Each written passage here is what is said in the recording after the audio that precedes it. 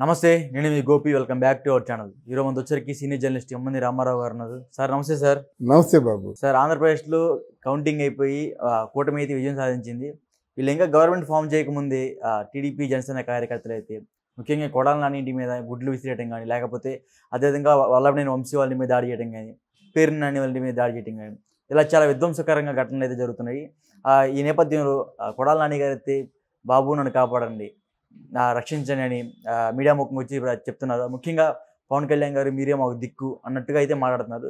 So దాని గురించి మీరేం చెప్తారు? తప్పులు చేసేసి ఈరోజు దిక్కంటే ఎలాగవుతుందండి? కొడాలి నాని అసెంబ్లీ తాలూకు సభ్యత సంస్కారాల్ని మంట కలిపేశాడు. అంటే అసెంబ్లీ సచివాలయంలో నువ్వు అట్లాంటి భాష మాట్లాడతావా? ఎంతమందిని ఎంత నువ్వు అసహ్యంగా మాట్లాడావు. నిద్ర పట్టిన రాత్రులు ఎన్నో ఉన్నాయి తెలుగుదేశంలో ఉన్నటువంటి నాయకుడికి. చంద్రబాబు నాయుడు ఘోరంగా ఏడ్చాడు. అప్పుడే కదా ఇది గౌరవ సభ కాదు, కౌరవ సభ, మళ్ళీ నేను ముఖ్యమంత్రిగా గెలిస్తేనే వస్తానని చెప్పాడు. ఇట్లాంటి హింస టార్చర్ పెట్టేసి అసలు వీరు మనుషులే కాదన్నట్టు. అదేంటి అంత పప్పు ఉప్పు 420 220 ఇదండి వాడికే తెలిసేట్లు ఉన్నాయా? ఇప్పుడు అవన్నీ జ్ఞాపకం రావు. ఆ ప్రభుత్వం వాడిని కొట్టించడం కాదు, వాళ్ళ మీద ఖచ్చితంగా ఉన్న ప్రజలు కొడతారు. కొడితే ఎలాగొద్దు? మీరు దాడి చేసినప్పుడు అవన్నీ న్యాయం అనుకున్నారే. మాటలతో దాడి చేశారు, భౌతికంగా దాడి చేశారు, అవన్నీ వదిలేసి అనుకుంటారా? లేకపోతే మన జగన్మోహన్ రెడ్డి అన్నట్టు ఆవిడ మా అభిమానులు ఏదో బీపీ పెరిగి కొట్టొచ్చు అని చెప్పాడు. అంటే అభిమానులు బీపీ పెరుగుద్దా? బీపీ పెరిగితేమో హత్యలు చేస్తారా? ఏమిటండి? అంటే సభ్యత సంస్కారాలు లేకుండా మాట్లాడుతున్న వ్యక్తులు, ఇంతకాలం మాదే రాజ్యం అని చెప్పిన వ్యక్తులు ఈరోజు అయ్యి బాబోయ్ మమ్మల్ని రక్షించండి అంటే ఎవడు రక్షిస్తాడు? తప్పులు చేశానండి, జేబు కొట్టేశానండి, తర్వాత ఏదో బంగారం దాచేశానండి, తర్వాత నాకు ఇచ్చినటువంటి 1000 కోట్లన్నీ దాచేశానండి, నాకు శిక్ష లేకుండా చేయమంటే ఎలాగవుద్ది?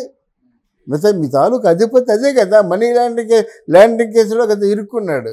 శిక్ష లేకుంటే ఎవరైనా చేయగలరా? అవినాష్ రెడ్డి మర్డర్ కేసులో ఇరుక్కున్నాడు, శిక్ష లేకుంటే ఎవరైనా చేయగలరా? తప్పదు, అది నమోదైపోయింది.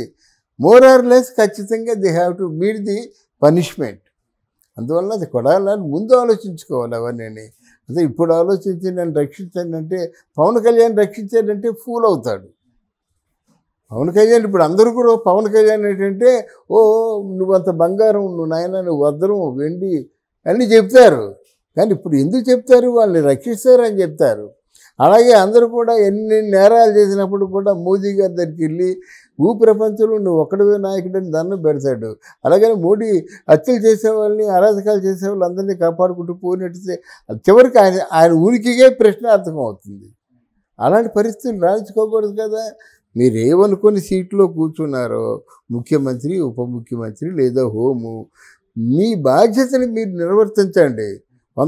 తప్పు చేసిన వాళ్ళందరూ కాలు పట్టుకుంటే వాళ్ళందరినీ క్షమించేస్తే చీ అంటారు.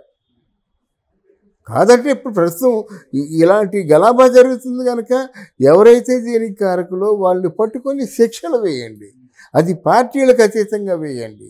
అంటే కొడాలని ఏమన్నాడంటే, మేము చెప్తుంటే కేసులు కూడా తీసుకోవట్లేదు, పోలీసులు కూడా మాకు సహకరించట్లేదు, వాళ్ళు మా మీద దాడి చేస్తున్నా సరే పోలీసులు కళ్ళు విప్పు చూపించి కేవలం మాకు చూస్తూ ఉండాలని చెప్తున్నారు. దానికి మీరేం చెప్తారు? పోలీసులు సహకరించకపోతే నిన్న 9 గంటలకి దాడి చేస్తే వర్మగారి మీద ఇప్పటి వరకు ఆచూకీ లేదు. వాళ్ళు పోలీసులు సహకరించినట్ట. పిన్నెల్ల రామకృష్ణారెడ్డి ఎవరుంది పేరు, మరి ఆయన 3 రోజులు పోలీసులే కదా ఆయనకు ఆశ్రయం కల్పించారు.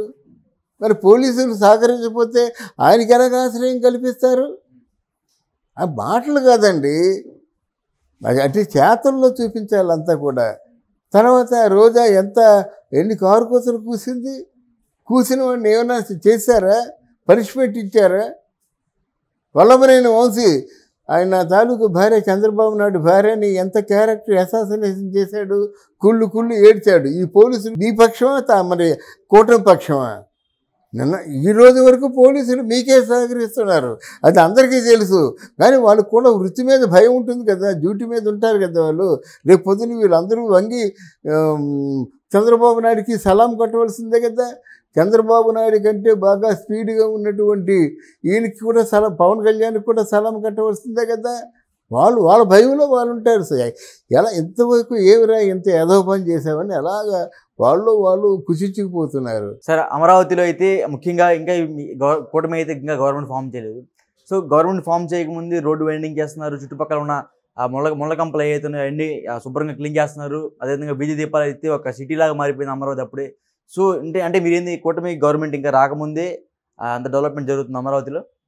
అంటే ప్రధానమంత్రి అమరావతి సందర్శన ఒకవేళ రాడు, అమిత్ షా వస్తాడు. ఇప్పుడు అమిత్ షాకి మోదీకి ఏదో కొంచెం డిఫరెన్స్లు వచ్చినట్టుగా అనిపిస్తున్నాయి కనుక అందులో హోమ్ కూడా ప్రధానమంత్రి తీసుకున్నాడు, శాఖల్లో హోమ్ కూడా. అలాగే ఇంతకాలం కూడా మన మోదీ గారి పక్కన కూర్చున్నటువంటి అమిత్ షా ఎక్కడో చివరిలో కూర్చున్నాడు. కొంచెం ఉన్నది, దాని గురించి వివరంగా చెప్పుకుందాం. కానీ అమరావతి పూర్తిగా అంటే పాతి పట్టిపోయిందండి. అవన్నీ శుభ్రం చేయాలి. వెళ్ళడానికి రోడ్లు లేవు, రోడ్డు వైడనింగ్ కాదు, రోడ్డు వేసుకుంటున్నారు వాళ్ళు. నీట్గా కదా కొంచెం డెకరేట్ చేస్తారు కదా నీట్గా, ఏదో ఒక ఆర్టిఫిషియల్ చెట్లు పెట్టడం, కొమ్మలు పెట్టడం, పువ్వులు పెట్టడం ఇవన్నీ చేస్తారన్నమాట. ఎక్కడేం చేస్తారు. అందులో బాబు మంచి షోయిగా ఉంటాడనమాట. ఇప్పుడు వీలు లేదు కానీ లేకపోతే సున్నాలు వేసేస్తారు అమరావతికి. ఇప్పుడు అవకాశం లేదు, కొంచెం నీట్గా పెడతారన్నమాట. నేనేం తక్కువ చేశానండి, ఇగో అసెంబ్లీ, ఇదిగో ఐపీఎస్ క్వార్టర్స్, ఇదిగో సచివాలయం క్వార్టర్స్ అని మొత్తం చూపిస్తాడు. ఇప్పుడు జగన్మోహన్ రెడ్డి ఏమన్నాడు, అవన్నీ గ్రాఫిక్స్ అన్నాడు. ఈ గ్రాఫిక్సే ఒరిజినల్గా చూడండి, మీరే ఆన్సర్ చెప్పండి అంటాడు.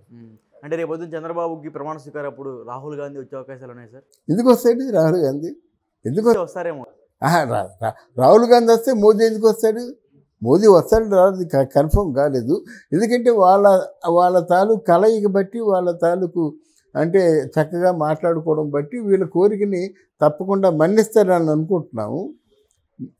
మోదీ రావచ్చు నా అంటే 10 అమిత్ షాకి అంత ప్రిఫరెన్స్ ఇవ్వటం లేదు. అంటే ఇంకొక మాట సార్, అంటే రేపు పొద్దున్న చంద్రబాబు గారు ప్రమాణ స్వీకారం చేసే సమయంలో అదే సమయంలో పవన్ కళ్యాణ్ గారు కూడా ప్రమాణ స్వీకారం చేసే అవకాశాలు ఉన్నాయి సార్. అదే సమయంలో ఆయన ఉప ముఖ్యమంత్రిగా అండ్ హోమ్ మినిస్టర్గా, ఉప ముఖ్యమంత్రికి హోమ్ మినిస్టర్ అంట పవన్ కళ్యాణ్ గారు. 95 ప్రమాణ స్వీకారం అంటే కలిసి వాళ్ళిద్దరు కలిసి చేయరండి.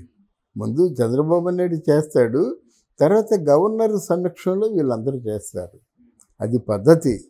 అంటే ప్రమాణ స్వీకారం చేసిన కంటే పెద్ద మోదీ ఎత్తేస్తున్నాడు కదండి. పవన్ కళ్యాణ్ ఒక వ్యక్తి కాదు, శక్తి తుఫాన్ అంటున్నాడు అన్నమాట. అంతే ఆయనకి ప్రమాణ స్వీకారంతో చేయనిస్తారేంటి? పవన్ కళ్యాణ్ నెక్కినట్టయితే గోల. అయితే నాకున్న డౌట్ అంటే ఆ ప్రమాణ స్వీకార సందర్భంగా ఏవైనా గలాభా చేస్తారేమో అని నా భయం. ఇప్పుడు గలాభా బ్యాచ్ ఒకటి తయారయ్యింది. పరిపాలన సజావుగా సాగకుండా ఎక్కడెక్కడ ఏదో గలాభా సృష్టించి ఆ జనసేనలో లేకపోయినట్టయితే తెలుగుదేశం వాళ్ళు చేశారని ఒక నింద వేసే కార్యక్రమంలో వాళ్ళు ఉన్నారు. చూడాలి. చంద్రబాబు నాయుడు కూడా జాగ్రత్త పడాలి. ఇద్దరు కలిసి చేయరండి. ముందు చంద్రబాబు నాయుడు చేస్తాడు, తర్వాత గవర్నర్ సమక్షంలో వీళ్ళందరూ చేస్తారు. అది పద్ధతి. అంటే ప్రమాణ స్వీకారం చేసిన కంటే పెద్ద మోదీ ఎత్తేస్తున్నాడు కదండి. పవన్ కళ్యాణ్ ఒక వ్యక్తి కాదు, శక్తి తుఫాన్ అంటున్నాడు అన్నమాట. అంతే ఆయనకి ప్రమాణ స్వీకారంతో చేయనిస్తారేంటి? పవన్ కళ్యాణ్ నెక్కినట్టయితే గోల. అయితే నాకున్న డౌట్ అంటే ఆ ప్రమాణ స్వీకార సందర్భంగా ఏవైనా గలాభా చేస్తారేమో అని నా భయం. ఇప్పుడు గలాభా బ్యాచ్ ఒకటి తయారయ్యింది. పరిపాలన సజావుగా సాగకుండా ఎక్కడెక్కడ ఏదో గలాభా సృష్టించి ఆ జనసేనలో లేకపోయినట్టయితే తెలుగుదేశం వాళ్ళు చేశారని ఒక నింద వేసే కార్యక్రమంలో వాళ్ళు ఉన్నారు. చూడాలి. Okay sir, thank you sir. Thank you అమ్మా, థ్యాంక్ యూ వెరీ మచ్.